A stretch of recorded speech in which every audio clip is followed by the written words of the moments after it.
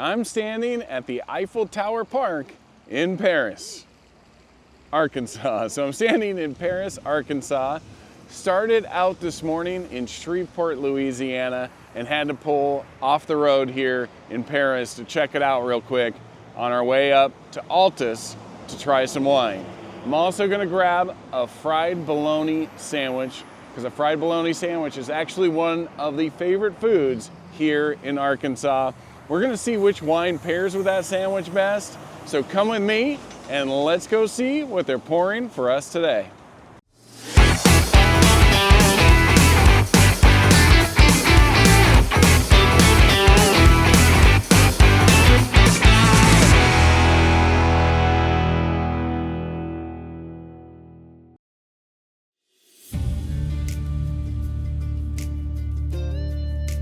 On this journey, we venture into the heart of Arkansas. Our destination, the esteemed Post Winery in Altus.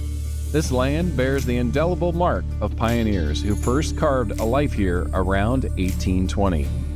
From those rugged beginnings emerged the village of Paris, strategically positioned along the historic Old Military Road, a vital artery connecting Little Rock and Fort Smith, and lying a mere 5 miles south of the majestic Arkansas River.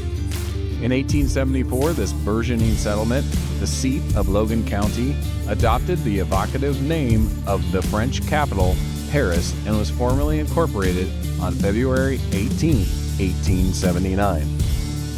Our passage through this storied landscape required a poignant pause at Eiffel Tower Park. Established in 2014 on the western flank of the town square, this site is home to a remarkable edifice, an 18-foot replica of the Eiffel Tower, a gift bestowed upon the city. Elevated to a striking 25 feet by the addition of a captivating 7-foot, 2-tiered water feature with a central fountain, this monument holds a fascinating distinction. It is painted with the very same brand and hues of brown paint as the illustrious Parisian counterpart, a generous donation of 3 distinct shades from a French manufacturer.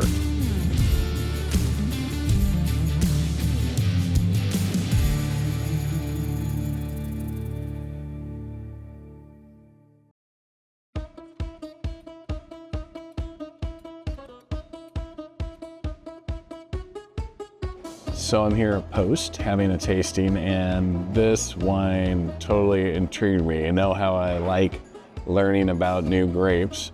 I saw this, the Reserve 2020 Arkansas Enchantment, and I thought that was a label of the wine, but it's not. It's actually the grape variety. Enchantment is the name of the grape. It was created by the University of Arkansas, actually, to be grown in this exact area. So you can imagine how excited I was to give this a go. It comes from a blend or hybrid of different grapes, including Cabernet, Petite Syrah, and about 5 other different grapes, some of which I haven't heard of those either. So anyway, there was a whole science that went behind this, and now we have a grape that can be grown right here in Arkansas. Well, let's give it a go on the nose. This is dark fruit. It is bold wine. It's pretty aromatic. You can smell some oak there. I'm gonna say it's probably been put on French oak. And let's give it a taste.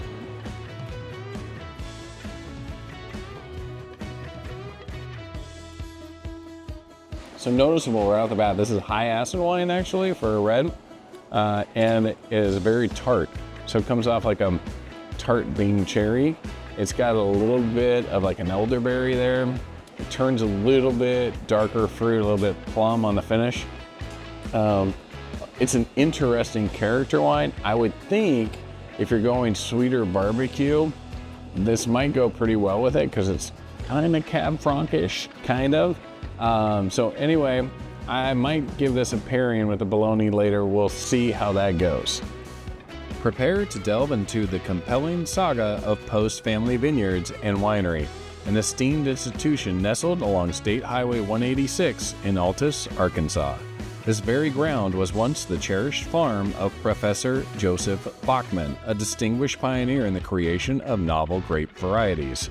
The genesis of Post Family Winery is deeply intertwined with the arrival of German and Swiss Catholic immigrants in the 1880s, a migration that transformed Altus into a preeminent wine-producing enclave by the dawn of the 20th century.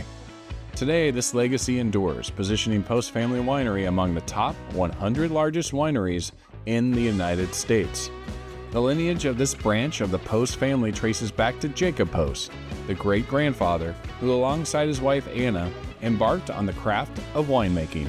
Initially, their endeavors involved the fermentation of wild grapes and an array of other fruits and berries, a practice that evolved with the acquisition of cultivated grape cuttings from regional nurseries.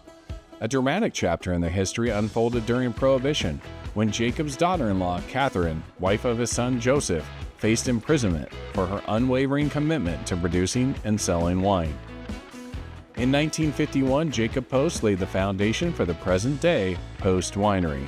The stewardship of this burgeoning enterprise was then passed in 1953 to his son, Matt Post, who remains a guiding force in the winery's daily operations.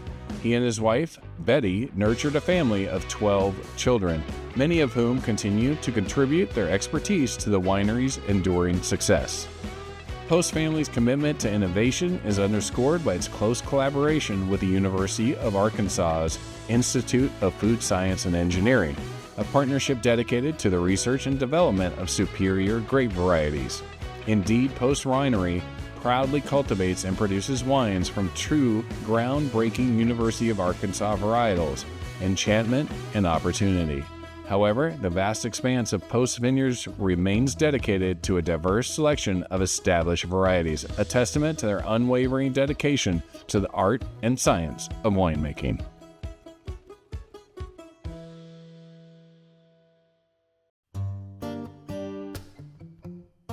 Here at Post Winery, they have a lot of sweet wines here, actually, that they do very, very well. I'm not a huge sweet wine fan, but for those that like sweet wine, this is actually a good place for you to come. Post does a great job. They also have some unique wines. This one is Niagara.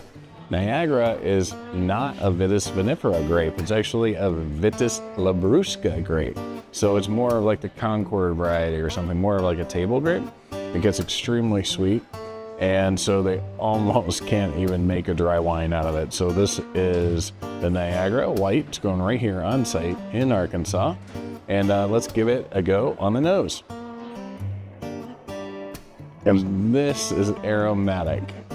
This has a very, very strong scent to it. It's just very intense. And it comes off perfumey. And that's not flowery, that actually comes off perfumey. Let's give it a taste.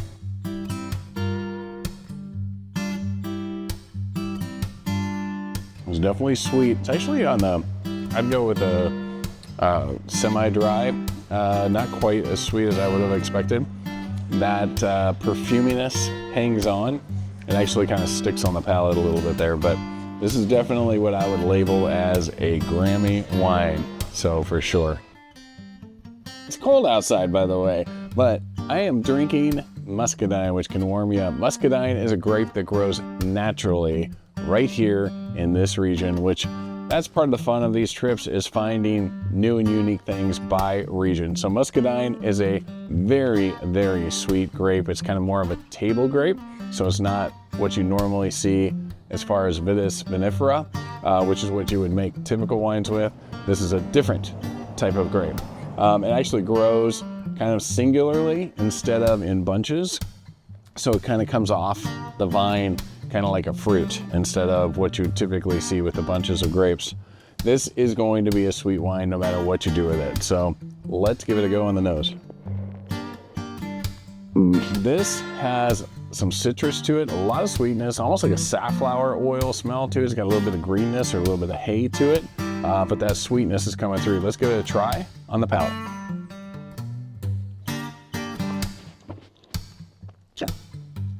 And that is a very strong wine. It's very intense in its flavor. That safflower kind of comes through on that. Also gets a little bit of like a cooked apple there, mixed in with a little bit of honey. So overall, this is a sweet wine. It's pretty popular here in this area. And so if you get here and you like sweet wines, you should give the Muscadine a try.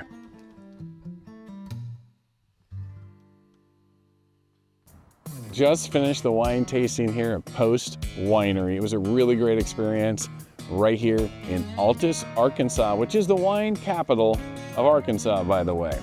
It was a really, really unique experience. They have some unique grapes that they grow right here on site. Rhonda walked us through all the wines today. If you get by at any point in time, make sure you tell her the Cowboy Som sent you in. Anyway, I got one more task, and that's I've got to pair a bologna sandwich with one of the wines from Post Winery right here. So let's get on over and see which wine we're gonna pick. Finally, beyond the wines of Post, we must turn our attention to a culinary phenomenon unique to this land, Arkansas prime rib. This is not the prime rib of conventional expectations, but rather a revelation. Expertly smoked bologna, a distinguished dish frequently encountered in the state's vibrant barbecue scene. The narrative of smoked bologna in Arkansas is linked to another cherished culinary icon, the fried bologna sandwich, a true embodiment of the state's gastronomic identity. The fried bologna sandwich holds a significant place in Arkansas's culinary landscape, often savored during breakfast and deeply ingrained in the state's cultural fabric. Its rise in popularity occurred during the 1940s and 1950s, when it emerged as a swift and economical sustenance for travelers, commonly found in the welcoming embrace of diners and roadside establishments. The very name of this unassuming yet iconic sandwich pays homage to the bologna sausage, a derivative of the esteemed Italian mortadella. Prepare to encounter a taste of Arkansas history, rendered in the humble yet unforgettable form of smoked bologna.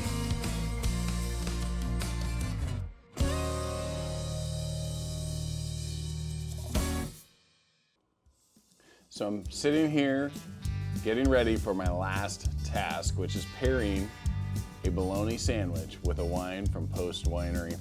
Picked up a barbecue smoked bologna sandwich from 22 Lounge Bar and Grill just outside of Paris before we got to the winery. Mrs. K actually ate one earlier and she said it was fantastic. I've had a couple bites as I was working my way through the wines, and I have to agree, this is a classic Arkansas bologna sandwich. They smoke the bologna and then they sear it and set it on the sandwich. Pretty awesome. So anyway, this obviously has a lot of fat in it, and then the Texas toast has butter, so it's crisped up nicely, so there's another extra layer of fat there as well. And there's a little bit of barbecue sauce in there that brings out some sweetness. And so ultimately what I end up pairing with this particular sandwich was the Enchantment grape from Arkansas.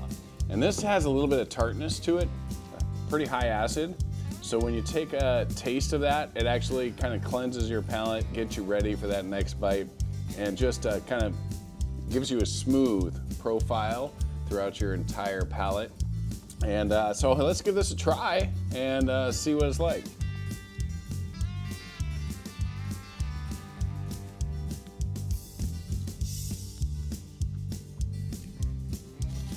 I have to say that is really, really good. And that smoke flavor is delicious. I really like how they cook that bologna. And you can see they thick cut it. It's really nice. So let's give the wine a go. Oh, and that's right. That tartness just helps kind of get rid of all of that fat that's kind of left behind. Cleans up the palate, gets you ready for the next bite. It is fantastic. I have to mention though, I also got some of their baked beans, and a shout out to 22 Lounge Bar and Grill. These beans are legit. Really like them. They're good barbecue beans. I'm gonna say so long for now. That's it for this episode from Arkansas. I hope I get to see you somewhere on the wine trail.